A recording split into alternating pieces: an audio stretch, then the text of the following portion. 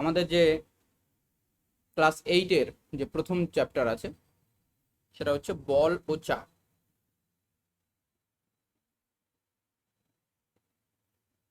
এই চ্যাপ্টারটা আমরা আজকে প্রথমে শুরু করব, ঠিক আছে? দেখো, প্রথমে আমরা আজকে একটু গল্পের মতো করে জিনিসগুলোকে একটু বোঝার চেষ্টা করি, তারপরে আমরা আস্তে আস্তে আমাদের যে ম্যাথামেটিক্যাল যে সমস্যা প্রবলেমগুলো আছে সেগুলো আমরা দেখব। কিন্তু প্রথমে আগে ব্যাপারটাকে বুঝতে হবে কি, যে ধরো আমি যদি তোমাকে একটা প্রশ্ন জিজ্ঞেস করি, যে ধরো আমি একটা বলকে এরকম গড়িয়ে দিলাম, একটা বলকে হাতে নিলাম, এরকম ছুড়ে দিলাম বলটাকে যদি তুমি মনে করো এখান থেকে ছোড়ো, তাহলে এই বলটা কিছু দূর গড়িয়ে যাবে, যাওয়ার পর বলটা থেমে যাবে। থেমে যাবে তো, কিছু দূর গড়িয়ে যাওয়ার পর বলটা থেমে যাবে। এখন আমার প্রশ্ন হলো যে বলটা কেন থেমে যাবে? কিছু দূর গড়িয়ে যাওয়ার পর বলটা কেন থেমে যাবে? কি উত্তর হবে এর, বলো? এর কি উত্তর হবে? তোমরা যদি পারো একটু তোমাদের ক্যামেরাটা অন করে দাও, তাহলে আমি তোমাদেরকে দেখতে পাবো। বলো, যে একটা বলকে যখন আমরা ছুড়ে দিই, বলটা কিছু দূর গিয়ে থেমে যায়, এরকম না বলটা চলতেই থাকছে, এরকম হচ্ছে না, বলটা কিছু দূর গিয়ে থেমে যায়। এখন আমার প্রশ্ন হলো বলটা কেন থেমে যায়? দেখো ভালো করে শোনো, আমার প্রশ্নটা শোনো। প্রশ্নটা হলো যে একটা বলকে আমি ছুড়ে দিলাম, বলটা কিছু দূর গিয়ে থেমে গেল। থেমে যায় তো, আমরা বলটাকে যদি এরকম মাঠের মধ্যে ছুড়ে দিই, তাহলে বলটা কিছু দূর, বা একটা বলকে ধরো তুমি কিক করলে, একটা বলকে তুমি কিক করলে বলটা কিছু দূর গিয়ে থেমে যায়।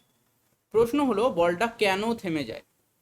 বলটা তো চলতেই পারতো, তাহলে বলটা কেন থেমে যায়? বা তুমি এখানে যে এক্সাম্পলটা দেখো, একজন গোলকিপার আছে, এই গোলকিপার কি করছেন, একটা বল ছুটে আসছে গোলের দিকে, কিন্তু গোলকিপার বলটাকে আটকে দিলেন, তো বলটা থেমে গেল। তাহলে এখানে গোলকিপার বলটাকে থামিয়ে দিলেন, তাই না? বা সেকেন্ড কেসটাতে দেখো, একজন হকি প্লেয়ার, সে যে হকির যে এটা বলটা আছে সেটাকে তিনি তার হকি স্টিকটা দিয়ে এদিক ওদিক করে নাড়াচ্ছেন। বা একজন ক্রিকেট প্লেয়ার, একটা ক্রিকেট বাউন্ডারি মেরেছে একজন ব্যাটসম্যান, সেই বলটাকে তিনি আটকাচ্ছেন। তাহলে প্রত্যেকটা কেসেই দেখো কি হলো, যে বলটা ছিল সেই বলটাতে একটা, বলটা আগে থেকে ছুটছিল, তাই না? বলটা গতিশীল ছিল, সেই গতিশীল বলটাকে কিন্তু থামিয়ে দিচ্ছেন, তাই না? তাহলে আমার প্রশ্ন হচ্ছে যে বলটা কেন থেমে যায়? এই প্রশ্নটা আমরা বহুদিন ধরে চিন্তা ভাবনা করেছি।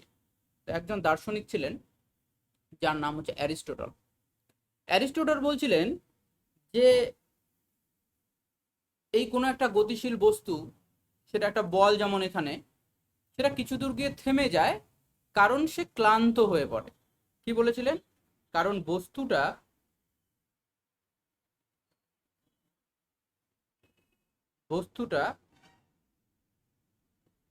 ক্লান্ত হয়ে যায়। কার কথা? এটা অ্যারিস্টটলের কথা। অ্যারিস্টটল বলছেন যে বস্তুটা ক্লান্ত হয়ে যায়, যেমন আমরা ছুটতে ছুটতে ছুটতে ছুটতে যদি ক্লান্ত হয়ে যাই, তাহলে আমরা থেমে যাই। বা আমরা যদি মনে করি একটা বাচ্চা দৌড়চ্ছে দৌড়চ্ছে দৌড়চ্ছে, দৌড়তে দৌড়তে ও যদি ক্লান্ত হয়ে যায়, তাহলে আর বেশি ছোটাছুটি করে না। ঠিক এই কথাটাই অ্যারিস্টটল বলেছিলেন, যে বস্তুটা ক্লান্ত হয়ে যায়, তাই বস্তুটা আর ছুটতে পারে না, ও থেমে যায়। ঠিক আছে? এবার আর কথা হলো যে তোমরা আইজ্যাক নিউটনের নাম শুনেছো, আইজ্যাক নিউটনের নাম শুনেছো, এবং আইজ্যাক নিউটনের গল্পটাও তোমরা জানো।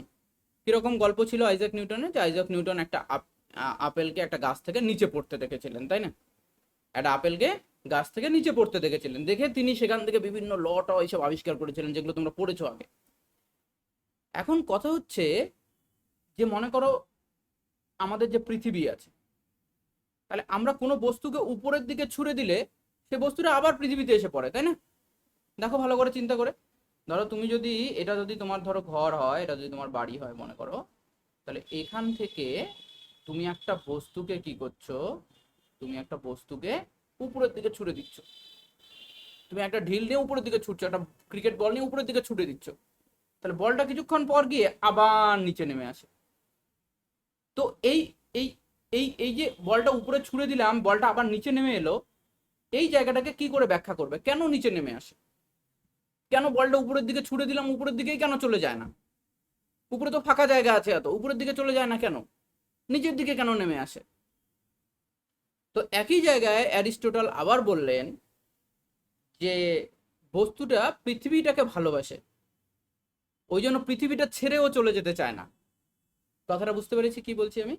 তিনি বললেন যে ও পৃথিবীটাকে ভালোবাসে, তাই পৃথিবীটাকে যখন ছেড়ে বলটাকে যখন আমি উপরের দিকে ছুড়ে দিচ্ছি, কিছু দূর যাওয়ার পর ও আবার ফিরে চলে আসে, তাই না?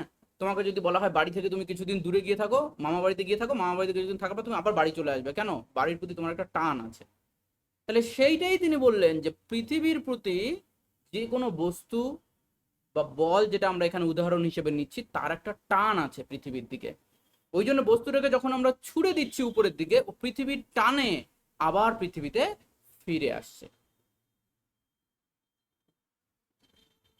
তো অ্যারিস্টোটলের এই বক্তব্য ছিল কার উপরে? বস্তুর এই ধরনের অবস্থার উপরে, যে বস্তুটা যখন গতিশীল হয় তখন বস্তুটা আস্তে আস্তে ক্লান্ত হয়ে যায়, তাই বস্তুটা থেমে যায়। এবং একটা বস্তুকে যখন আমরা উপরের দিকে ছুড়ে দিই, তাহলে বস্তুটা আবার পৃথিবীর টানে, পৃথিবীর প্রতি তার একটা টান থাকে, যে টানের জন্য সে পৃথিবীতে আবার ফিরে আসে। এরপরে আমাদের স্যার আইজ্যাক নিউটন, বিখ্যাত scientist sir Isaac Newton. Sir Isaac Newton, তোমরা গল্পটা শুনেছো যে একদিন তিনি দেখলেন যে একটা আপেল গাছ থেকে নিচে পড়ছে। তো তিনি বললেন যে গাছ থেকে কেন নিচে পড়বে, উপরের দিকেও তো যেতে পারতো, উপরে তো এতটা ফাঁকা জায়গা আছে, তাহলে উপরের দিকে চলে যেতে পারতো, উপর থেকে নিচের দিকে কেন পড়বে? তো এটা ঠিক আছে, এই অবধি তুমি বললেন আচ্ছা ঠিক আছে, নিচে পড়ছে ঠিক আছে, কিন্তু পৃথিবীর উপরে, এটা যদি পৃথিবী হয়, আমরা তো পৃথিবীর উপরে চাঁদটাকে দেখতে পাই, আমাদের এখানে চাঁদ আছে, তাহলে পৃথিবীর উপরে চাঁদটা আছে, চাঁদটা কেন তাহলে নিচে পড়ে না? এই প্রশ্নটা তোমরা কখনো ভাবনি যে চাঁদটা যে আছে পৃথিবীর উপরে, আমরা দেখতে পাচ্ছি চাঁদটা উপরে আছে, তাহলে চাঁদটা কেন উপর থেকে পৃথিবীতে এসে পড়ে না? স্বাভাবিক এই ধরনের প্রশ্ন আসতেই পারে। তিনি তখন এই চাঁদটা কেন পৃথিবীতে এসে, তাহলে প্রশ্ন হলো যে চাঁদটা তো উপরে আছে, তাহলে চাঁদটা কেন পৃথিবীতে এসে পড়ে না, সোজা উপর থেকে সোজা এসে পৃথিবীতে পড়তো? তাহলে পৃথিবীতে চাঁদটা এসে পড়ে না। স্যার আইজ্যাক নিউটন এইটা নিয়ে তিনি চিন্তা ভাবনা শুরু করলেন, গবেষণা শুরু করলেন যে কেন চাঁদটা পৃথিবীতে পড়ে না। এবং তিনি দেখলেন যে আমরা যা ম্যাথামেটিক্স জানি ওই সময়, আমরা যা অঙ্ক জানি, সেই অঙ্ক দিয়ে এটা ক্যালকুলেশন করা সম্ভব না যে কেন সেটা পৃথিবীতে আসে। তাহলে প্রশ্নটা বোঝা গেছে, তাহলে প্রবলেমটা বোঝা গেছে, আমরা বুঝতে পারছি কি হচ্ছে ঘটনাটা। তাহলে কেন আমরা কোনো বস্তুকে উপরে ছুড়ে দিলে সেটা নিচের দিকে এসে পড়ে, কিন্তু চাঁদটা কেন নিচে এসে পড়ে না? তাহলে এটা একটা প্রবলেম, তাই না? তাহলে এটাকে সলভ করতে হবে। তাহলে সলভ করার জন্য আইজ্যাক নিউটন একটা নতুন ধরনের ম্যাথামেটিক্সই তৈরি করেছিলেন।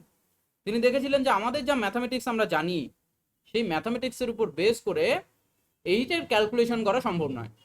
তিনি নতুন ধরনের ম্যাথামেটিক্স তৈরি করেছিলেন সেই সময়, সেটাকে আমরা ক্যালকুলাস বলে জানি, সেটা তোমরা পরবর্তীতে শিখবে ক্যালকুলাস, ঠিক আছে, 11-12 গিয়ে শিখবে, যেটা তিনি তৈরি করেছিলেন, এবং আমরা আজকে সেটাই সব থেকে বেশি ইউজ করি। তো এবার বল ব্যাপারটা তাহলে অ্যাকচুয়ালি কি? বল ব্যাপারটা অ্যাকচুয়ালি কি, যে কোনো বস্তুকে যদি আমরা পুশ করি বা পুল করি, কোনো বস্তুকে যদি আমরা ঠেলি বা কোনো বস্তুকে যদি আমরা টানি, সাইন্টিফিক্যালি এইটাকেই আমরা বলি যে কোনো বস্তুর উপরে যদি আমরা কোনো বস্তুকে ঠেলে দিই বা কোনো বস্তুকে যদি টানি, তাহলে এটাকেই আমরা সাইন্টিফিক্যালি বল বলি, ফোর্স বলি। কোনো বস্তুকে আমরা ঠেলছি, বাট এবার পুলিং আর পুশিং কোনো একটা বস্তু। কিরকম হচ্ছিল, ধরো এখান থেকে বলটা এইদিকে ছুটে যাচ্ছিল, তাহলে বলটাকে আমি কি করেছি, ঠেলে দিয়েছি, তাহলে বলটার উপরে আমি মানে এই যে ফুটবলটা আছে, ফুটবলটার উপরে আমি একটা ফোর্স প্রয়োগ করেছি, সেটা হচ্ছে বল, ফোর্স। এখানে ক্রিকেট বলটা ছুটে আসছিল, ক্রিকেট বলটাকে আমি আটকে দিয়েছি, তাহলে আমি একে কি করেছি, ঠেলে দিয়েছি, ঠিক আছে? তাহলে কোনো কিছুকে ঠেলা বা কোনো কিছুকে টানাটাই হচ্ছে বল। এবার তোমরা তোমাদের যে নর্মাল যে আমরা প্রাত্যহিক জীবনে কোন কোন জায়গাতে দেখি এরকম ঘটনা, যে আমরা কোনো একটা বস্তুকে ঠেলছি বা কোনো একটা বস্তুকে আমরা টানছি, তাহলে এরকম হাজারো এক্সাম্পল তুমি পেতে পারো, এবং প্রত্যেকটা মুহূর্তে যা কিছু আমরা করছি সমস্ত কিছুর জন্য আমরা এই ফোর্স বা বলটাকে কাজে লাগাচ্ছি। কিরকম দেখো, মনে করো একটা গাড়ি, মনে করো এখানে দেখো একটা এক্সাম্পল আমি নিয়েছি, একটা গাড়ি মনে করো দাঁড়িয়ে আছে, তাহলে গাড়িটা মনে করো ইঞ্জিনটা খারাপ হয়ে গেছে, গাড়িটা দাঁড়িয়ে আছে, তুমি তার গাড়িটার পিছনে দাঁড়িয়ে আছো। তাহলে গাড়িটার পিছনে যদি তুমি দাঁড়িয়ে থাকো, তাহলে এই গাড়িটা, মনে করো তুমি গাড়িটার পিছনে দাঁড়িয়ে আছো, গাড়িটা সামনে দাঁড়িয়ে আছে, গাড়িটা খারাপ হয়ে আছে, তাহলে এই গাড়িটাকে কি কোনোভাবেও মুভ করবে অটোমেটিক্যালি? গাড়িটাকে অটোমেটিক্যালি নিজে নিজেই কি চলতে শুরু করবে? না। কি করতে হবে? তোমাকে গাড়িটাকে পিছন দিক থেকে কি করতে হবে? ঠেলতে হবে। তাহলে তুমি যদি গাড়িটাকে ঠেলো, তাহলে গাড়িটা আস্তে আস্তে কি করতে হবে? মুভ করতে শুরু করবে। তাহলে তুমি কি করলে? এখানে গাড়িটার উপরে একটা বল প্রয়োগ করলে, গাড়িটাকে ঠেললে। তাহলে কোনো একটা গাড়িকে যদি তুমি ঠেলো, তাহলে সেটা হয়ে যাবে তার উপর প্রযুক্ত একটা বল। আমরা বল কোনটাকে বলি? হয় কোনো কিছুকে ঠেলা বা কোনো কিছুকে টানা, এই দুটোকে, এটাকে আমরা বলবো বল, কোনো বস্তুকে, তাই না? তাহলে এখানে আমি যদি দাঁড়িয়ে থাকি তাহলে হবে না। তার মানে কি, আমাকে যার উপর বল প্রয়োগ করতে হবে, ভালো করে শুনবে, যার উপর আমাকে বল প্রয়োগ করতে হবে, যেমন এখানে এই কারটার উপরে আমাকে বল প্রয়োগ করতে হচ্ছে, তাহলে যার উপর বল প্রয়োগ করতে হবে তার সঙ্গে আমার একটা ফিজিক্যাল কন্ট্যাক্ট থাকতে হবে, মানে আমি সেটাকে যেন টাচ করে থাকি। ধরো ফুটবলটা ছুটে আসছে, তুমি মনে মনে বললে ফুটবলটা এখানে দাঁড়িয়ে যাও, যাবে কি? যাবে না। তোমাকে কি করতে হবে? হাত দিয়ে ফুটবলটাকে আটকে দিতে হবে। বা ক্রিকেট বলটা ছুটে আসছে তোমার দিকে, তুমি যদি মনে করো ফুটবলটাকে যদি মন মন থেকে ভাবো যে না ফুটবলটা দাঁড়িয়ে যাও এখানে, হয়তো ভবিষ্যতে সেটাও সম্ভব হতে পারে, না তা নয়, কিন্তু এখনো পর্যন্ত সেটা সম্ভব হচ্ছে না, তাই না? বলটা ছুটে আসছে যখন, তখন বলটাকে তোমাকে আটকানোর জন্য তোমাকে হাত দিয়ে আটকে দিতে হবে। তাহলে তোমার সঙ্গে ওই বস্তুটার, যে বস্তুটার উপর তুমি বলটা প্রয়োগ করছো, তার একটা কন্ট্যাক্ট থাকতে হবে, তার সঙ্গে তোমার একটা স্পর্শ থাকতে হবে কোনো রকম ভাবে। তাহলে এখানে যেমন এই হাতটা দিয়ে বস্তুটার সাথে আমার যে গাড়িটা আছে তার সঙ্গে আমার একটা কন্ট্যাক্ট আমার থাকছে, একটা ফোর্স, আমার ফোর্সটা যেখানে অ্যাপ্লাই করছিস তার সঙ্গে আমার একটা স্পর্শ থাকতে হবে, কন্ট্যাক্ট থাকতে হবে। আর এই ধরনের ফোর্সকে, এই ধরনের বলকে আমরা কন্ট্যাক্ট ফোর্স বলবো, যে যেখানে আমাদের একটা স্পর্শ থাকবে। এবার যাই হোক, তাহলে ব্যাপারটা হচ্ছে কোনো একটা বস্তুকে ঠেলা বা কোনো একটা বস্তুকে টানাটাই হচ্ছে ফোর্স। তাহলে এরকম তুমি কত এক্সাম্পল দেখতে পারো যে কোনো একটা বস্তুকে তুমি টানছো বা কোনো একটা বস্তুকে তুমি ঠেলছো, তাই না? তাহলে দেখো আমি আরো কিছু এক্সাম্পল দিচ্ছি। এই এক্সাম্পলটাকে দেখো, মনে করো এই দুজন ছাত্রী, তারা কি করছে? দুজনে হাত এরকম করে দিয়ে একজন আরেকজনকে ঠেলছে, তাই না? তাহলে তুমি একটা চিন্তা করো তো, এ প্রথম ছাত্রী আর দ্বিতীয় ছাত্রী, প্রথম ছাত্রী আর দ্বিতীয় ছাত্রী, কে কাকে ঠেলছে? যদি আমরা এই প্রশ্নটা জিজ্ঞেস করি যে কে কাকে ঠেলছে, কি উত্তর হবে? যে কে কাকে ঠেলছে, মানে কে কার উপর বল প্রয়োগ করছে। দুজনে হাত এরকম করে দিয়ে, তোমরা যেটা করতে পারো প্র্যাকটিস, নিজেদের দুজনে হাত দিলে যে এ ওকে ঠেলছে, দুজন দুজনকেই ঠেলছে। দেখো একবার, তাহলে এই কেসটাতে কি হচ্ছে? যে প্রথম ছাত্রী দ্বিতীয় ছাত্রীকে ঠেলছে, আবার দ্বিতীয় ছাত্রীও প্রথম ছাত্রীকেই ঠেলছে। তাহলে দুজনই দুজনের উপর কি করছে বলবো আমরা সেটাকে, আমরা সাইন্টিফিক কথা এই দুটোকে আমরা বলবো যে দুজনই দুজনের উপর বল প্রয়োগ করছে। কি বললাম বুঝতে পেরেছি? কি বললাম বুঝতে পেরেছি?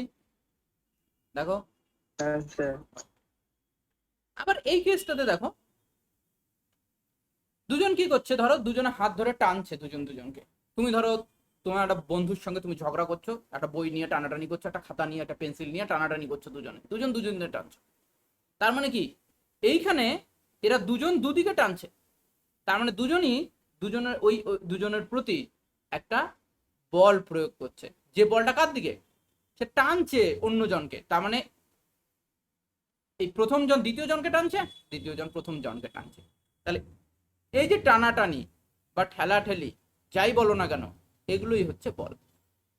তাহলে আমরা বলের কনসেপ্টটা বুঝতে পেরেছি যে বল কি জিনিস। তাহলে কোনো একটা জিনিসকে ঠেলা বা কোনো একটা জিনিসকে টানা, এটাকেই আমরা বলবো বল। বুঝলাম? বুঝেছি ব্যাপারটা? তাহলে দেখো এবার এরকম আরো এক্সাম্পল তুমি নিতে পারো। মনে করো এই একটা এক্সাম্পল, মনে করো একজন কৃষক তার একটা গরুকে টানছে, দড়ি ধরে টানছে, আর গরুটা উল্টো দিকে টানছে। তাহলে কি করছে? গরুটা এই কৃষকের উপর একটা বল প্রয়োগ করছে, কৃষকটা গরুটার উপরে একটা বল প্রয়োগ করছে।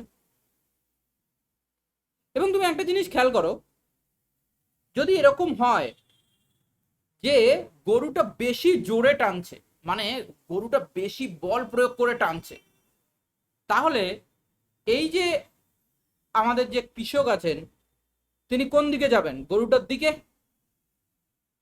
তার মানে আমরা যখন দেখব যে দুটো বল এরা অপোজিট দিকে কাজ করছে, একজন এইদিকে টানছে আর একজন এইদিকে টানছে, দুজন দুদিকে যখন টানছে, তখন যেদিকে বলটা বেশি হবে, মানে যেদিকে টানটা বেশি হবে, অ্যাকচুয়ালি বস্তুটা বা সেই অবজেক্ট যেটা আমরা বলছি যে বস্তুটা আছে যার উপর বলটা প্রয়োগ হচ্ছে, তার সেই দিকে গতিশীল হবে, সেই দিকে ওর গতি হবে। একটা ফুটবল মাঠে দাঁড়িয়ে আছে, তুমি ফুটবলটাকে এই দিক থেকে কিক করলে, তাহলে ফুটবলটার উপর এই দিক থেকে তুমি একটা বল প্রয়োগ করলে, তাহলে এই ফুটবলটা কোন দিকে ছুটতে থাকবে? যেই দিকে বল প্রয়োগ করব আমরা সেই দিকে ছুটতে থাকবে। তুমি যদি উল্টো দিকে বল প্রয়োগ করো তাহলে উল্টো দিকে ছুটতে থাকবে। তাহলে আমরা এখানে দেখছি যে দুদিকেই বল প্রয়োগ করা হচ্ছে, তাহলে যেই দিকে বলটা বেশি হবে, যেই দিকে টানটা বেশি হবে, দুজনেই দুজনকে টানছে, তাহলে এটা হচ্ছে এক ধরনের বল। যেদিকে বেশি হবে সেই দিকে, যদি মানুষটা যদি বেশি জোরে টানতে পারে তাহলে গরুটা মানুষটার দিকে আসবে, আর যদি গরুটা বেশি জোরে টানতে পারে তাহলে মানুষটা গরুটার দিকে যাবে। ওকে, তাহলে এটাকে আমরা বলছি ফোর্স বা বল। নেক্সট একটা জিনিস দেখো ভালো করে, যে মনে করো তুমি এবং তোমার বন্ধু দুজনে মিলে একটা টেবিলকে মনে করো সরাচ্ছ, বা মনে করো একটা এরকম কাঠের বাক্স আছে, এরকম একটা বাক্স আছে, বড় বাক্স, যে বাক্সটাকে তোমরা সরাচ্ছ।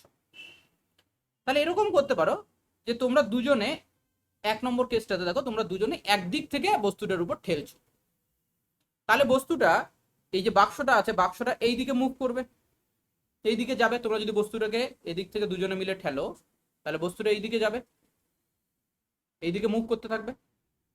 কিন্তু তোমরা যদি দুজনে মিলে দুদিক থেকে যদি ওই বাক্সটাকে ঠেলতে শুরু করো, তাহলে কি বাক্সটা আদৌ তার জায়গা থেকে নড়বে? কি মনে হয়?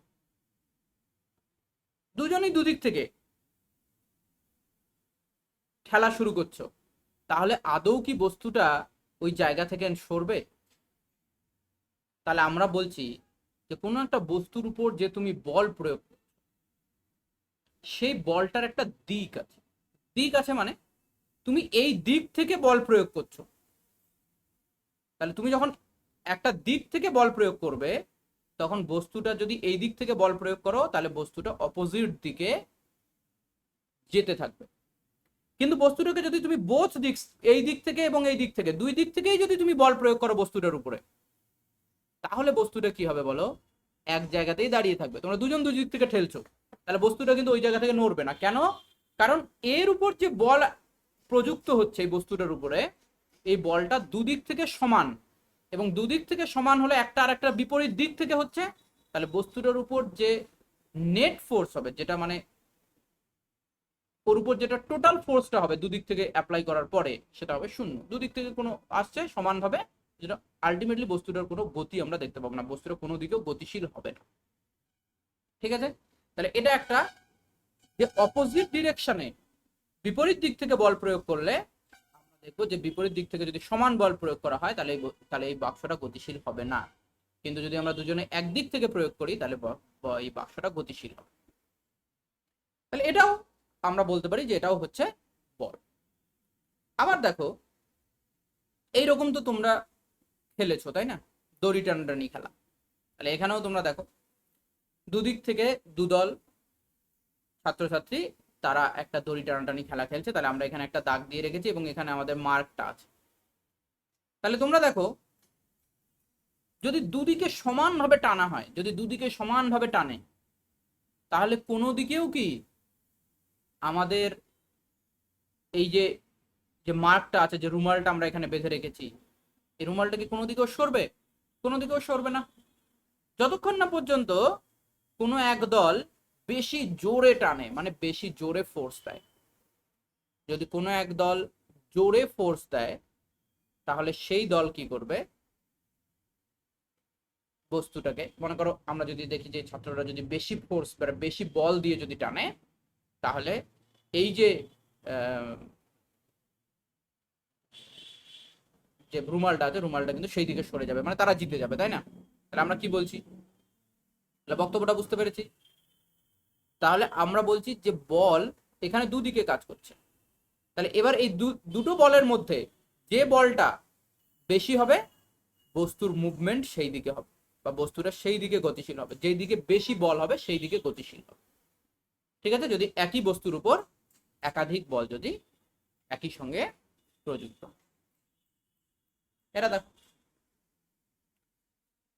তাহলে আমরা কি বলছি যে কোনো বস্তুর উপর বল প্রয়োগ করলে বস্তুর গতিশীল অবস্থার সৃষ্টি হয়, গতিশীল অবস্থার সৃষ্টি হয়। তার মানে একটা বস্তু দাঁড়িয়ে আছে, তুমি তার উপর যদি ঠেলে দাও বা তার উপর যদি কোনো বল প্রয়োগ করো, পুশ করো, পুল করো, তাহলে বা টানো কোনো বস্তুকে, তাহলে বস্তুটা মুভ করবে, বস্তুটা গতিশীল হবে।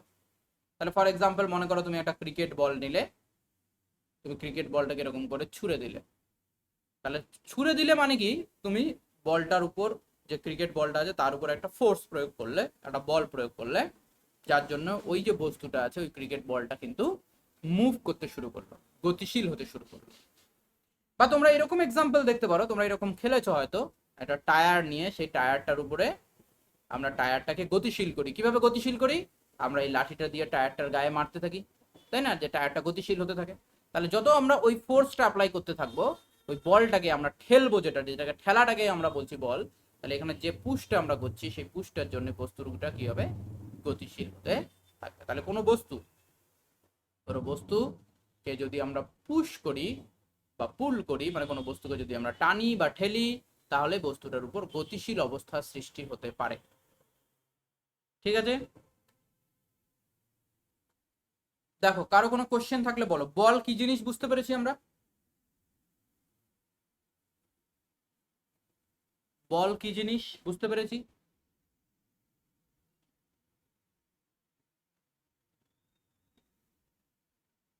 ঋত্বিকা বিশ্বাস?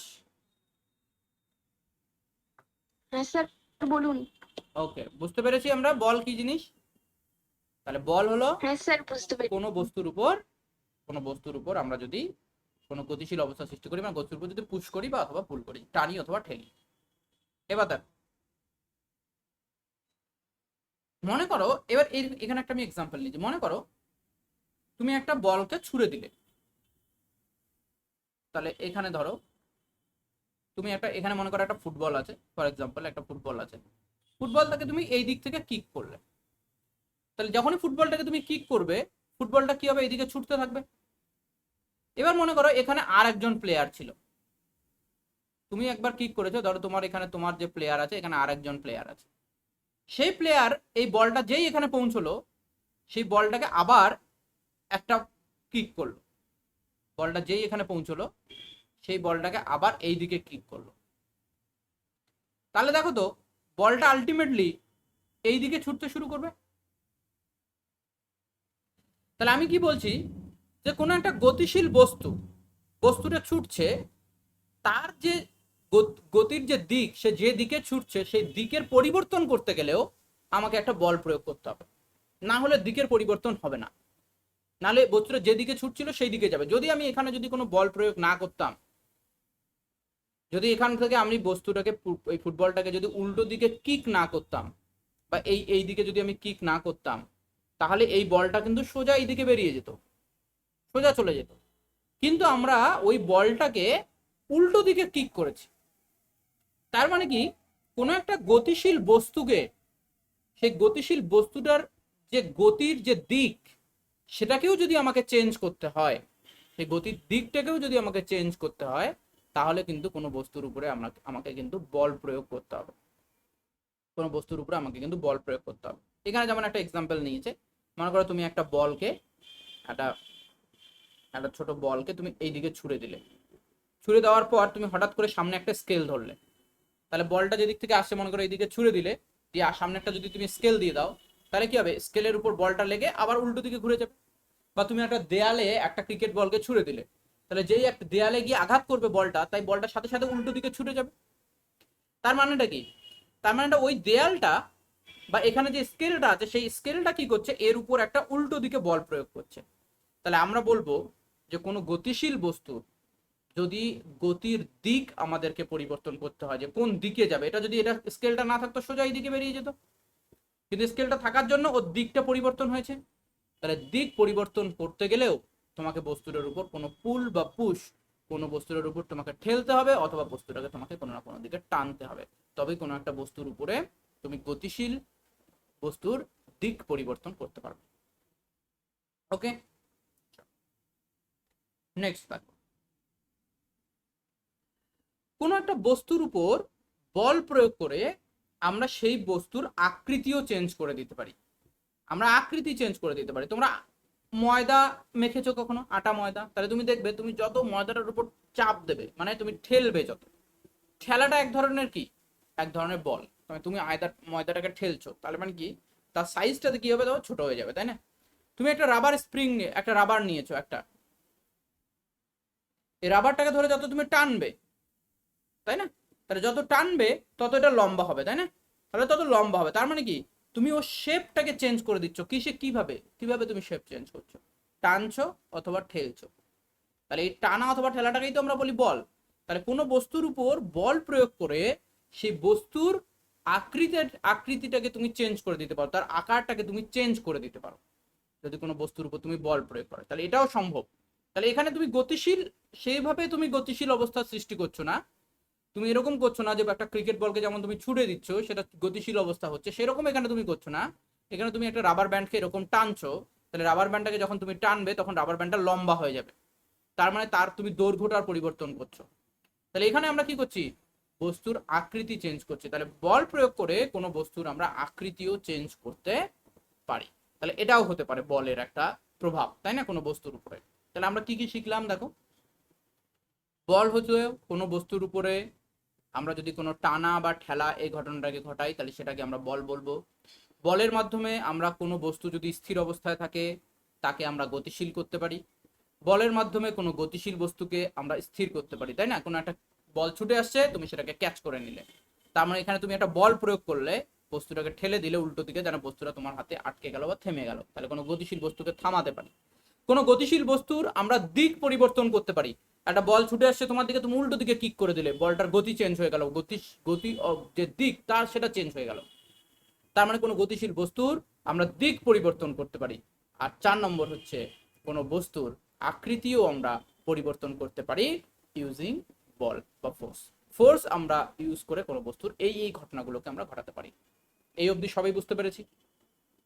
ওকে, এবারে দেখো, এবারে দেখো, আমরা একটু আগে তোমাদেরকে আমি একটা কথা বললাম, তাহলে এখানে দেখো, এখানে ফোর্স আমরা বলেছিলাম যে ফোর্স ততক্ষণ পর্যন্ত না অ্যাপ্লিকেবল হবে যতক্ষণ পর্যন্ত তুমি তার সাথে কোনো রকম কন্ট্যাক্টে আসো, স্পর্শ করছো। মনে করো বলটা তোমার দিকে ছুটে আসছে, বলটাকে যতক্ষণ না তুমি হাত দিয়ে আটকাচ্ছ বা পা দিয়ে আটকাচ্ছ ততক্ষণ পর্যন্ত কিন্তু বলটার ওই যে ক্রিকেট বলটা আছে তার উপর কোনো বল প্রয়োগ হচ্ছে না, তার উপর কোনো ফোর্স প্রয়োগ হচ্ছে না।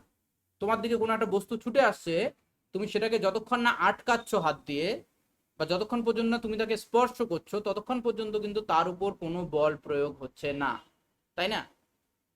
আমি যেমন প্রথম এক্সাম্পলটা দিয়েছিলাম যে একটা গাড়ি দাঁড়িয়ে আছে, তুমি তার পিছনে দাঁড়িয়ে আছো, তুমি যদি তার পিছনে দাঁড়িয়ে থাকো তাহলে গাড়িটার উপর কোনো বল প্রয়োগ হবে না। এবার তুমি গাড়িটাকে ঠেলছো, তাহলে তখন গাড়িটার উপরে বল প্রয়োগ হবে এবং গাড়িটা গতিশীল হবে। তাহলে যতক্ষণ না পর্যন্ত তুমি গাড়িটাকে টানছো বা গাড়িটাকে ঠেলছো ততক্ষণ পর্যন্ত ওই গাড়িটার উপরে কোনো রকম বল প্রয়োগ হবে না, যতক্ষণ পর্যন্ত না তুমি টাচ করছো। তাহলে এই ধরনের ফোর্সকে আমরা কি বলছি, এই ধরনের ফোর্সকে আমরা বলছি কন্ট্যাক্ট ফোর্স। তা আমাদের যেমন, আমরা ধরো একটা গরুর গাড়িকে চালাচ্ছি, এটাও একটা ফোর্সের মাধ্যমে। গরুর গাড়িটা গতিশীল হচ্ছে কেন, নিশ্চয়ই কোনো বল কাজ করছে, এবং এই বলটা কে করছে, বলটা এই গরুগুলো অ্যাপ্লাই করছে। তাহলে গরুগুলো সামনের দিকে টেনে নিয়ে যাচ্ছে গাড়িটাকে, তাহলে কোনো কিছুকে টানাটাকেই তো আমরা বল বলি। তাহলে গরুটা টানছে সামনের দিকে, তাহলে গরুর গাড়িটা আস্তে আস্তে গড়িয়ে যাচ্ছে।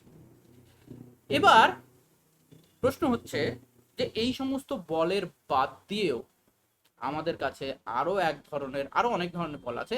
এটা তো এক ধরনের বল হলো যেখানে তুমি স্পর্শ না করলে বস্তুর উপর কোনো রকম বল প্রয়োগ হবে না। কিন্তু তুমি একটা জিনিস ভাবো, তুমি চুম্বক দেখেছো, দেখেছো চুম্বক, তোমরা দেখেছো চুম্বক, চুম্বক দেখেছো তোমরা? হ্যাঁ স্যার। হ্যাঁ, তাহলে চুম্বকের কথা একবার তোমরা চিন্তা করো। একটা চুম্বক, তার যদি মনে করো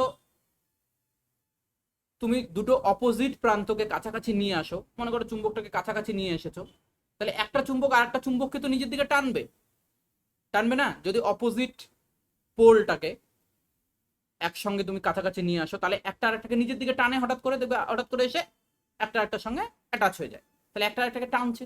কিন্তু তুমি দেখো এখানে যে টানছে, এরা কিন্তু কারো কারোর সঙ্গে স্পর্শ করে নেই, স্পর্শ না করেই টানছে। বা একই রকম মেরুকে যখন আমরা দিই, তখন এরা অপোজিট দিকে কি করে, এটাকে রিপালশন করে, মানে বিকর্ষণ করে। তাহলে দুটো চুম্বক তারা আকর্ষণ করতে পারে, বিকর্ষণ করতে পারে, তোমরা জানো।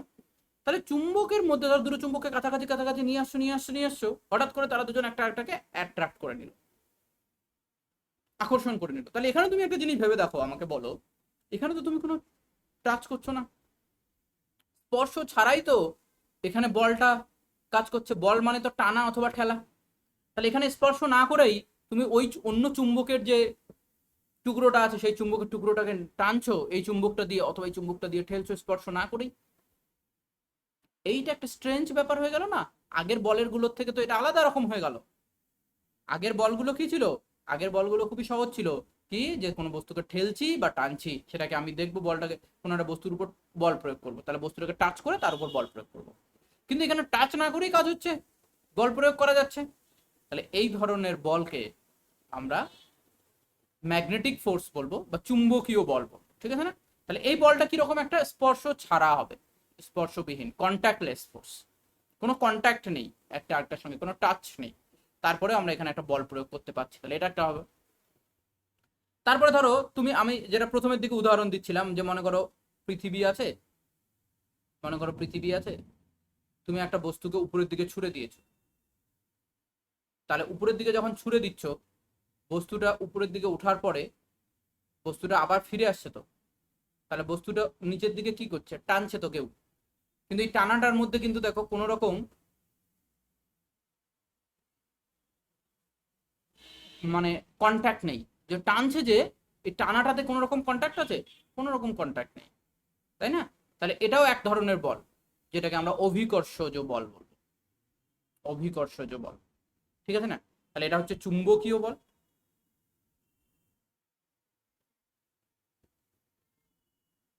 আর এটা হলো অভিকর্ষীয় বল। তাহলে এই দুটো বল কিরকম? এই দুটো বল কিন্তু কন্ট্যাক্ট ছাড়া, কোনো রকম টাচ নেই একজন আর একজনের, যে বস্তুর উপর বল প্রয়োগ করছে আর যে বস্তুটা বল প্রয়োগ করছে, এই দুটোর মধ্যে কোনো কোনো টাচ নেই। তাহলে আমরা বলছি যে বস্তুর উপর বল প্রয়োগ করতে গেলে একটা বস্তুকে অন্য বস্তুর সঙ্গে ইন্টারাকশন করতে হবে, মানে অন্য বস্তুর উপর কোনো না কোনো বল প্রয়োগ করতে গেলে তার সঙ্গে আমরা এর আগে বলেছিলাম যে টাচে থাকতে হবে। কিন্তু এখানে আমরা এই দুটো কেসে আমরা দেখতে পাচ্ছি যে কোনো রকম টাচ আমরা দেখছি না। তাহলে এই বল দুটো হচ্ছে এমন বল যেখানে কন্ট্যাক্ট নেই, কোনো কন্ট্যাক্টলেস ফোর্স বলবো আমরা, ঠিক আছে, স্পর্শবিহীন বল। দেখো এবার আরো দেখো, এরকম এক্সাম্পল তোমরা, এটা তোমরা এক্সপেরিমেন্ট করে দেখতে পারো। মনে করো তুমি একটা চিরুনি নিলে,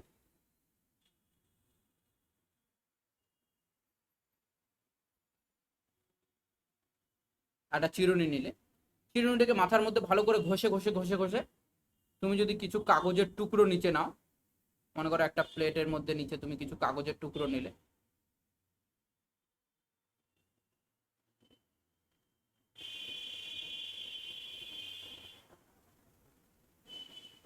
তাহলে তুমি দেখবে কাগজের টুকরোগুলো কি হচ্ছে, চিরুনিটার দিকে অ্যাট্রাক্ট হচ্ছে। এটা তোমরা করে দেখেছো অনেকেই, চিরুনিকে ঘষবে মাথার মধ্যে ভালো করে, ঘষার পর কিছু কাগজের টুকরো নেবে আর কাগজের টুকরোগুলোর উপরে ধরবে, দেখবে কাগজের টুকরোটাকে উপরের দিকে টানছে। টানছে মানে কি, বল প্রয়োগ করছে, টানা বা ঠেলাই বল। কিন্তু এই টানার বা ঠেলাটার মধ্যেও কোনো কন্ট্যাক্ট নেই, মানে কোন রকম টানছে না, বুঝতে পারছো? মানে কোন রকম টাচ করে আছে, থাকছে না। এর হাওয়ার মধ্যে অটোমেটিক্যালি তুমি যদি নিচে কাগজের টুকরোগুলো রাখো, উপরে চিরুনিটাকে ধরবে, দেখবে কাগজের টুকরোগুলো চিরুনির দিকে ছুটে আসছে, চিরুনিটা কাগজের টুকরোগুলোকে টানছে নিজের দিকে, মানে কাগজের টুকরোগুলোর উপর কোনো না কোনো বল প্রয়োগ করছে। এবং যে বলটাও আমরা দেখব যে বলটারও কোনো কন্ট্যাক্ট নেই, এটা হচ্ছে তড়িৎ চুম্বকীয় বল বা তড়িৎ বল বলবো আমরা। তাহলে এখানে দেখো ইলেকট্রোস্ট্যাটিক ফোর্স বলে। তাহলে এখানে দেখো কি হচ্ছে, তাহলে এইখানে আরো একটা এক্সাম্পল নিই, যে মনে করো তুমি একটা স্ট্রকে রাখলে, এখানে এখানে বলছে একটা স্ট্র যেটাকে প্রথমে কাগজ ভালো করে ঘষা হয়েছে, কাগজ দিয়ে দিয়ে রাখা হয়েছে, অন্য একটা স্ট্র দিয়ে যখনই আমরা টানছি তখন দেখছি এটা এই স্ট্রটা প্রথমে এইদিকে ঝোলানো ছিল সোজা বরাবর, এটা কি করছে এইদিকে ছুটে আসছে, কাগজটা এই অন্য একটা স্ট্রর দিকে ছুটে আসছে। তাহলে এটা কি কারণে হচ্ছে, যে এদের মধ্যে কোনো বল কাজ করছে এবং এই বলটাকে বলা হয় ইলেকট্রোস্ট্যাটিক।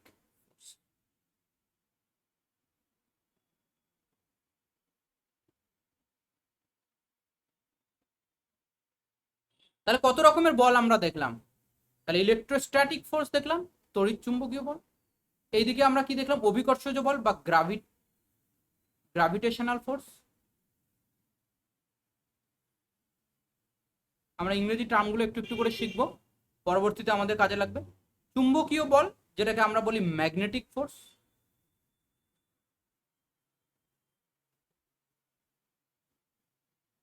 আর আমাদের নর্মাল যে ছিল কন্ট্যাক্ট।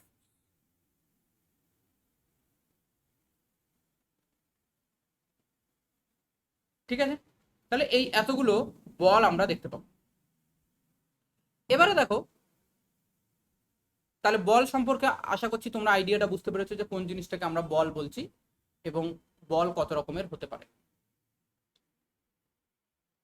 বলো, কারো কোনো ডাউট থাকলে জিজ্ঞেস করো, কোনো কোশ্চেন থাকলে বলো। তাহলে তোমরা দেখবে তোমরা রেগুলার কত রকম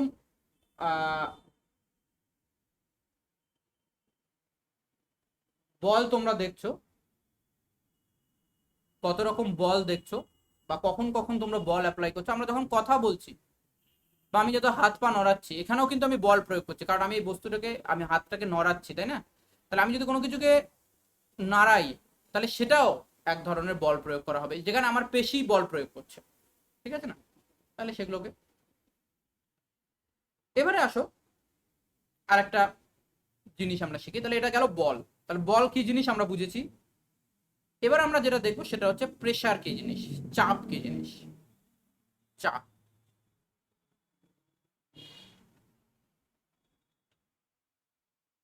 চাপ কি জিনিস সেটা আমরা দেখবো। দেখো,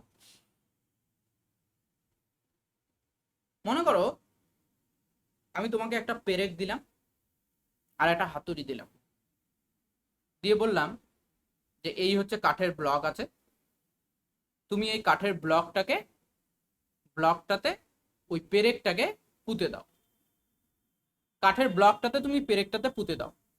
তুমি কি করবে? তুমি কি কোনোভাবেও এরকম করবে যে কাঠের ব্লকটা যেই দিকে আছে, পেরেকটার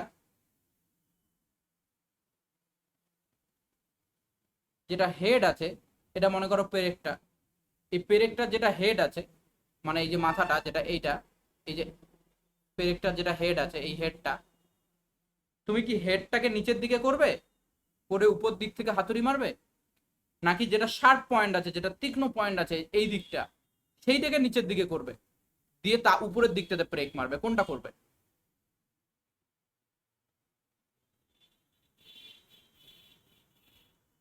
কোনটা করবে?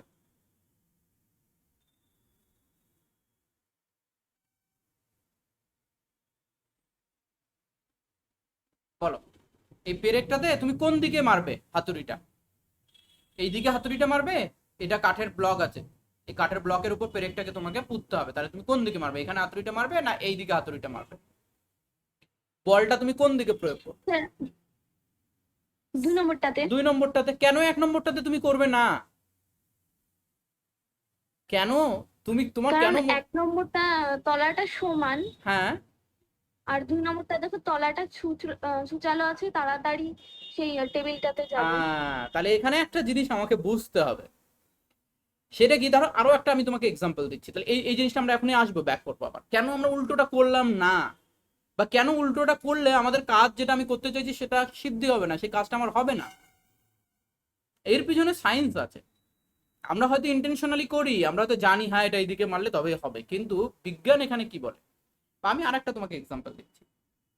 একজন কুলি, একজন কুলি দেখবে তার মাথায় যখন কোনো মোট বয় মনে করো লাগেজ নিচ্ছে, অনেক ভারী লাগেজ যখন নিচ্ছে, তখন সেই লাগেজটাকে কিন্তু সে ডাইরেক্ট মাথায় তুলে নেয় না।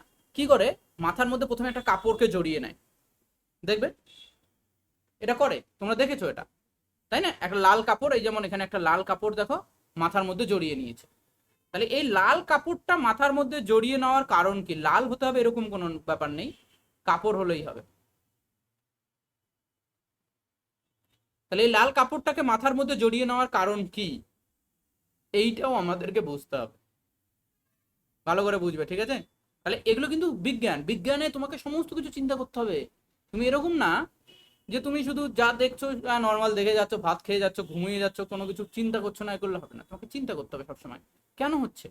তাহলে প্রথম প্রশ্ন হচ্ছে যে কেন, তাহলে আমরা এই সূচালো অগ্রভাগটাকে কেন আমরা নিচের দিকে দিয়ে উপরের দিকে বল প্রয়োগ করলাম? তাহলে দেখো এখানে যখন আমি বল প্রয়োগ করছি, তখন এই বলটা প্রতি একক ক্ষেত্রফলের উপর কতটা প্রয়োগ হচ্ছে সেটা দেখতে হবে। কিরকম ব্যাপারটা, যে আমি যে বল প্রয়োগ করছি, কার উপর প্রয়োগ করছি, তার নিচে ক্ষেত্রফলটাকে দেখছি, এরিয়া। তার মানে প্রতি একক ক্ষেত্রফলে কতটা বল প্রয়োগ হচ্ছে। তাহলে এই উল্টো দিকে যখন করছি তখন এখানে এরিয়াটা বেশি, এই এরিয়াটা বেশি। তাহলে এরিয়াটা বেশি হলে আমি যদি এখানে মনে করো যা বল প্রয়োগ করি,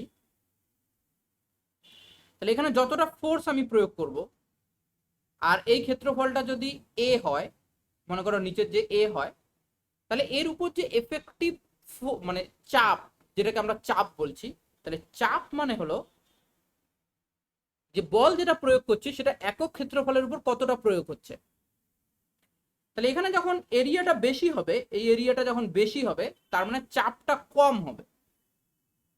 আর এইখানে যখন অগ্রভাগটা ছুচলো হবে, তাহলে অগ্রভাগটা যখন ছুচলো হচ্ছে তখন এই ক্ষেত্রফলটা কম হচ্ছে, তাই না? এইখানে ক্ষেত্রফলটা কি হয়ে যাচ্ছে, ক্ষেত্রফল কমে যাচ্ছে তুলনামূলকভাবে। আর যত ক্ষেত্রফল কমতে থাকবে তত চাপটা কি হবে, কারণ বল তো আমি একই প্রয়োগ করছি, সেম হাতুড়ি দিয়েই আমি মেরেছি। তাহলে এটা মনে করো এ ড্যাশ, আর এখানে এটা এটা এ ড্যাশ মনে করো এরিয়া। তাহলে এখানে যে চাপটা প্রয়োগ হবে সেটা হবে এফ বাই এ, আর এখানে যে চাপটা প্রয়োগ হবে সেটা হবে এফ বাই এ ড্যাশ। যেহেতু এ ড্যাশটা ছোট, তাহলে এই যে চাপটা, চাপটা বেশি হবে, তাহলে এখানে আমরা বেশি চাপ প্রয়োগ করতে পারবো। আর আমরা বেশি চাপ প্রয়োগ করে বস্তুটাকে তাহলে সহজেই ওর মধ্যে পুঁতে দিতে পারবো। তো আমরা চাপ মানে ব্যাপারটা কি তাহলে? চাপ ব্যাপারটা হলো এটাই হচ্ছে যে বল যেটা আমরা প্রয়োগ করছি সেটা তো কারো উপর প্রয়োগ করছি বলটা, তাহলে যে ক্ষেত্রফলের উপর বলটা প্রয়োগ করছি, যে এরিয়াটার উপরে আমি ঠেলছি, মনে করো আমার কাছে একটা ব্লক আছে, একটা এরকম একটা ব্লক আছে, একটা মনে করো একটা বক্স আছে, এই বক্সটাকে আমি এদিক থেকে ঠেলছি। তাহলে বক্সের উপরে যখন ঠেলছি তার মানে বক্সের কোনো একটা তলের উপরে আমি ঠেলছি। তুমি যখন কোনো কিছুকে ঠেলবে, তুমি কারো না কারো উপর তো স্পর্শ করেই ঠেলছো, বা কোনো একটা তলের উপর রেখেই ঠেলছো, নর্মাল আমরা যে কন্ট্যাক্ট ফোর্সের কথা যদি বলি, তাহলে এই তলটার উপরে, এই তলটার উপরে তুমি ঠেলছো, যে তলটা আছে, যে ওর সারফেসটা আছে, যে তলটা আছে তার উপর তুমি ঠেলছো। তাহলে তুমি এখানে কতটা ঠেলছো, তাহলে মনে করো তুমি এখানে এফ বল প্রয়োগ করে ঠেলছো।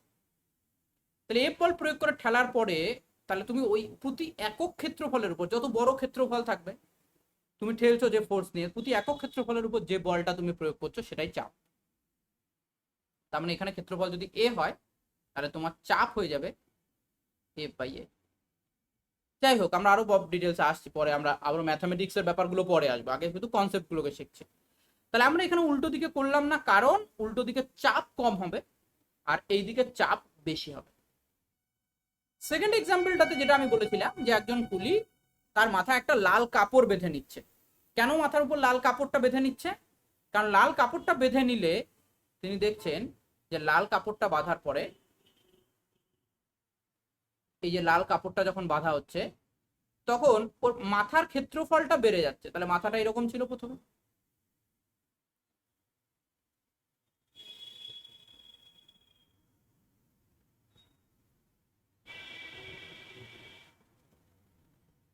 কি নর্মালি মাথার ক্ষেত্রফল যেটা উপরে যে এই ক্ষেত্রফলটা কম ছিল, এবার এখানে একটা লাল কাপড় জড়িয়ে নিয়েছি, তাহলে লাল কাপড় জড়িয়ে নিলে এর ক্ষেত্রফলটা কি হবে, এই যে ক্ষেত্রফলটা কি হবে, ক্ষেত্রফলটা এই লাল কাপড়টার জন্য ক্ষেত্রফলটা বেশি হয়ে যাবে, এর ক্ষেত্রফলটা। আর যে ক্ষেত্রফলটা বেশি হবে তাহলে উপর থেকে যে চাপটা লাগছে সেই চাপটা কমে যাবে না, কারণ উপরে বস্তুটার ওজন নিচের দিকে কাজ করছে, মানে বস্তুটার উপর একটা বল কাজ করছে, বস্তুটা নিচের দিকে টান কাজ করছে, একটা বস্তুটার উপরে বল কাজ করছে। আর এখানে ক্ষেত্রফলটাকে যদি আমি বাড়িয়ে দিই তাহলে আলটিমেটলি চাপটা আমার কি হয়ে যাবে, কমে যাবে, চাপটা আমার কমে যাবে। তাহলে তারাও কিন্তু এই বিজ্ঞানটাকে বোঝেন, তাই না?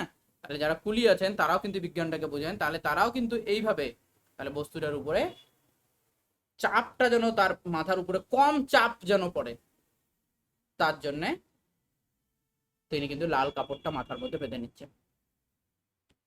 তাহলে আমরা চাপ কি জিনিস বুঝতে পেরেছি, চাপ হলো একক ক্ষেত্রফলের উপর প্রযুক্ত বল, একক ক্ষেত্রফলের উপর প্রযুক্ত বল। তুমি যে যে সারফেসের উপর বল প্রয়োগ করছো তার এরিয়াটাকে দিয়ে যদি ওই বলটাকে ভাগ করো তাহলে যেটা পাবে সেটাই হবে চাপ। আর একটা এক্সাম্পল দেখো, তাহলে চাপ কি শুধু কোনো কঠিন বস্তুই দিতে পারে নিচের দিকে, কোনো তরল কি চাপ দিতে পারে না?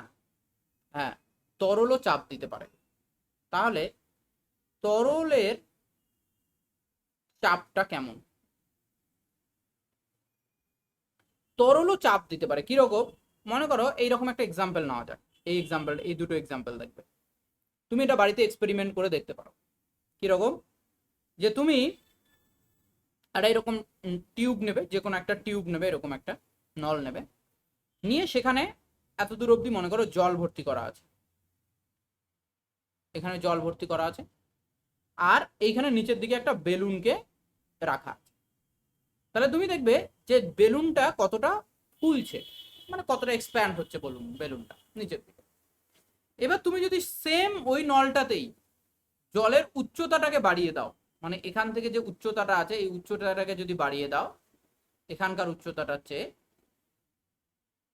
তাহলে তুমি দেখবে যে বেলুনটা আরো বেশি বড় হয়ে যাবে। তার মানে আমরা এটা বলছি যে এই যে তরলের চাপ যেটা, কারণ এখানে বেলুনটা বেশি ফুলছে, তার মানে বেলুনটার উপর বেশি চাপ প্রযুক্ত হয়েছে। তাহলে আমরা বলছি যে তরলের যে উচ্চতা আছে, হাইট, যে এখান থেকে এই নিচ থেকে এই কতটা উঁচুতে আছে, হাইটটা কতটা, তার উপর তরলের চাপ নির্ভর করে। তাহলে তরলের চাপ কিসের উপর নির্ভর করে, তরলের যে উচ্চতা আছে, হাইট আছে, তার উপর নির্ভর করে। আমরা পরবর্তীতে ম্যাথামেটিক্যালি ব্যাপারগুলোকে দেখবো, ঠিক আছে, যে কিভাবে তরলের উচ্চতার উপর ডিপেন্ড করে। এটাকে তুমি আরেক রকম ভাবে এক্সপেরিমেন্ট করতে পারো। সেই এক্সপেরিমেন্টটা হচ্ছে এরকম, যে তুমি একটা বোতল নেবে, একটা কোল্ড ড্রিঙ্কসের বোতল নেবে,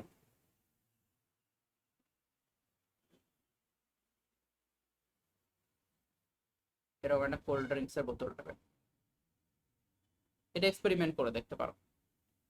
কোল্ড ড্রিঙ্কসের বোতল নিয়ে, এটা মনে করো ছিপিটা আছে, কোল্ড ড্রিঙ্কসের বোতল নিয়ে তুমি এই কোল্ড ড্রিঙ্কসের বোতলের এইখানে এইখানে একটা ফুটো করে দেবে, ছোট্ট একটা ছিদ্র করে দেবে, ছিদ্র করে দিয়ে তুমি এর মধ্যে ওয়াটার নিয়ে নেবে, ভর্তি করে নেবে।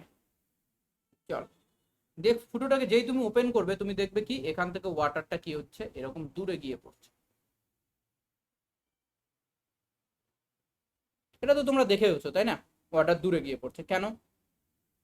এর কারণ হলো এই এই যে ওয়াটারের যে হাইট আছে, উচ্চতা আছে এখান থেকে এই অবধি, এই উচ্চতার জন্য ওয়াটারটা নিচের দিকে এক প্রকারের প্রেসার দিচ্ছে।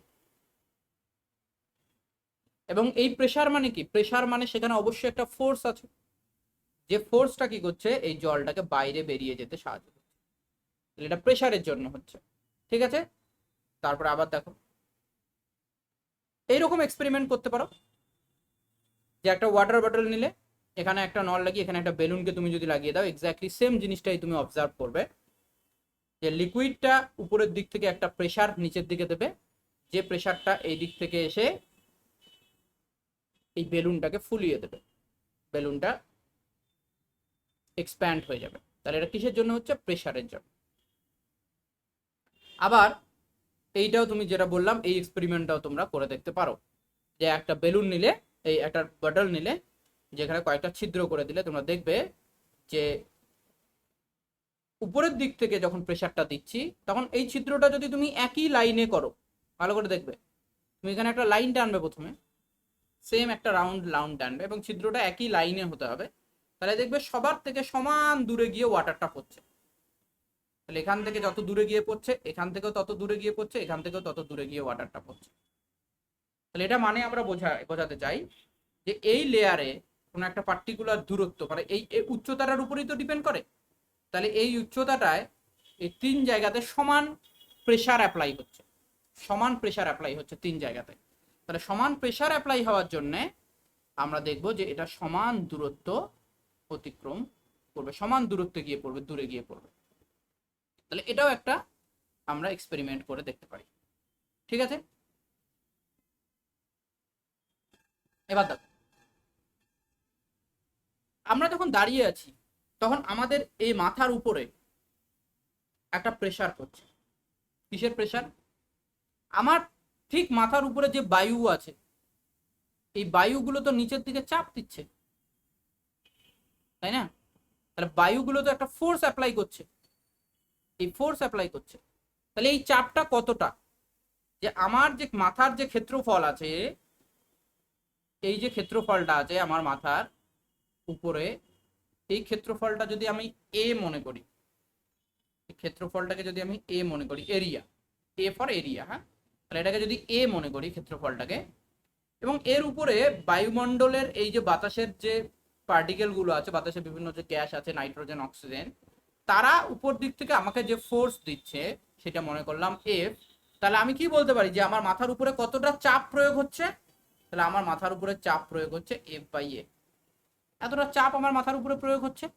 তাহলে যখন একটা বাতাস, বায়ুমণ্ডল আমার উপরে এসে চাপ প্রয়োগ করছে, এইটাকে আমরা বলবো বায়ুমণ্ডলীয় চাপ। তার মানে বায়ুও চাপ দিতে পারে, তরল না, গ্যাসেরও চাপ হতে পারে। চাপটা কেউ দিতে পারে, যেমন আমরা তরল দিতে পারে, তার সেরকম গ্যাসও আমাদেরকে চাপ দিতে পারে। তাহলে গ্যাসের ক্ষেত্রেও চাপ কথাটা প্রযোজ্য হতে পারে, প্রেসার কথাটা প্রযোজ্য হতে পারে। তাহলে গ্যাসের চাপ, তাহলে গ্যাসের চাপ হচ্ছে এটা, তার মানে এটা একটা গ্যাসীয় চাপ, তাই না? এটাকে আমরা বলি বায়ুমণ্ডলীয় চাপ। তাহলে বায়ুমণ্ডলীয় চাপ বা অ্যাটমসফিয়ারিক প্রেসার, অ্যাটমসফেরিক প্রেসার, বায়ুমণ্ডলীয় চাপ। তাহলে বায়ুমণ্ডলীয় চাপ এটাকে বলি অ্যাটমসফেরিক প্রেসার। তাহলে এটা আমাদের ক্ষেত্রে আমরা দেখতে পাবো। ঠিক আছে, গ্যাসের চাপও হতে পারে। তাহলে আমরা চাপ সম্পর্কে আরো ডিটেলস অঙ্ক করব পরে, আরো প্রবলেম দেখবো, আরো বিভিন্ন ভাবে বুঝবো। আমরা এখন প্রথমে আগের জায়গাগুলো বুঝতেছি। একটা বিখ্যাত এক্সপেরিমেন্টের কথা বলি।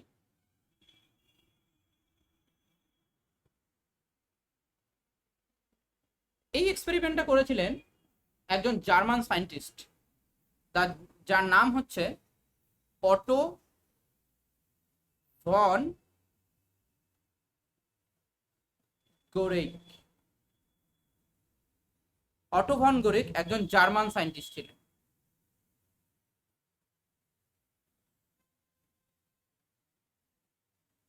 তিনি 17th সেঞ্চুরির দিকে, 1700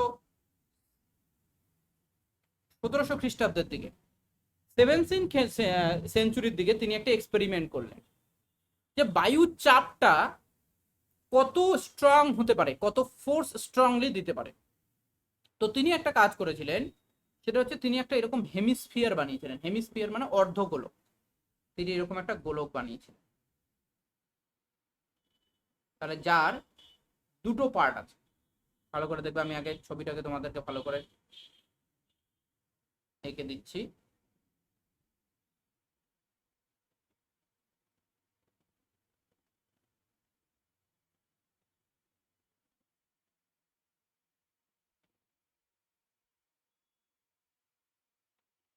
তিনি একটা অর্ধ গোলক তৈরি করেছিলেন। অর্ধ গোলকটা এরকম,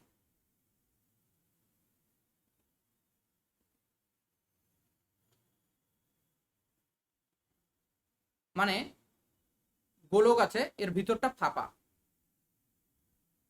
মানে বলের মতো অনেকটা, ভিতরটা ফাঁপা।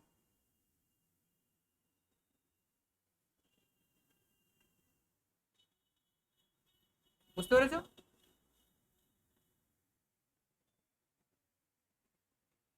এরকম একটা অর্ধগোলক যার ভিতরটা ফাঁপা, ঠিক এক্স্যাক্টলি সেম আর একটা গোলক তিনি নিয়েছিলেন, আর একটা অর্ধগোলক যারও ভিতরটাও ফাঁপা।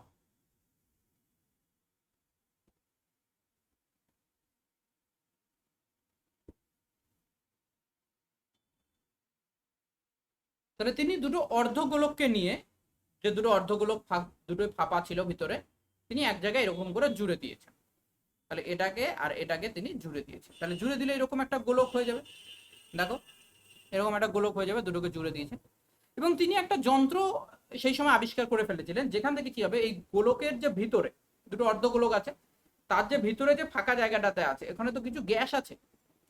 তিনি বুদ্ধি করে যে এখানকার ভিতরে যে গ্যাসটা আছে, তিনি সেই গ্যাসটাকে বাইরে বের করতে পেরেছিলেন। তাহলে এখানে যে গ্যাস বাতাসটা আছে, এখানে যে বায়ুটা আছে এই দুটো গোলকের ভিতরে, এই বায়ুটাকে তিনি বাইরে বের করতে পেরেছিলেন সাকশন করে, বা কোনো একটা পাম্প ইউজ করে তিনি ওখান থেকে ওই বায়ুটাকে বাইরে বের করেছেন। তাহলে দুটো অর্ধগোলক একটা আরেকটার সঙ্গে এরকম করে আটকানো আছে, এবং তাদের মধ্যে থেকে, ভিতর থেকে বায়ুটাকে তিনি বাইরে বের করে দিয়েছেন। বায়ুটাকে বাইরে বের করে দেওয়ার পরে তাহলে দুটো গোলক একসঙ্গে তাহলে এবার চিপকে থাকবে। দুটো গোলককে যদি আমরা বাইরে থেকে করে দিই, তাহলে দুটো গোলক একসাথে চিপকে থাকবে।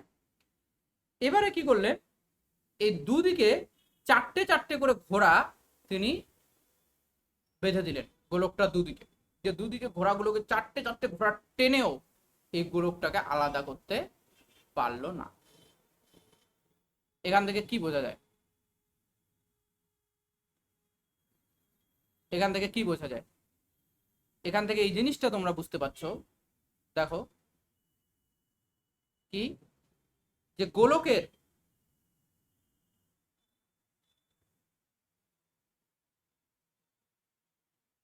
দুদিক থেকে যে টানছে, তারা যে বলটা প্রয়োগ করছে, তার চেয়ে বাতাস এই গোলকের উপরে যে বল প্রয়োগ করছে, বায়ুমণ্ডল যে গোলকের উপরে যে বল প্রয়োগ করছে বা যে চাপ দিচ্ছে, সেটা বেশি।